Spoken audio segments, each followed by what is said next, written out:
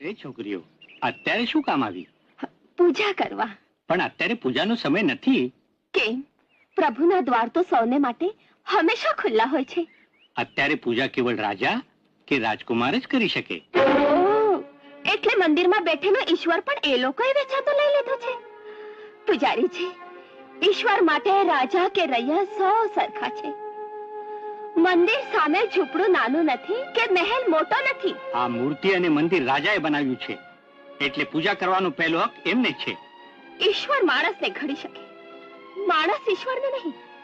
શક્તિનો હક હોય, ભક્તિનો નહીં. હવે છાની માની પાછી વાર. રાજકુમારનો પૂજાનો સમય થઈ ગયો છે.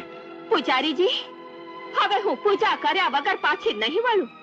પછી ભલે તમારા રાજા કે રાજકુમાર મારા કાંડા કાપી નાખે, મને એની પરવા નથી. પ્રભુની શ્રદ્ધાને લાત મારતા તમારો જીવ ચાલે, મારો નહીં.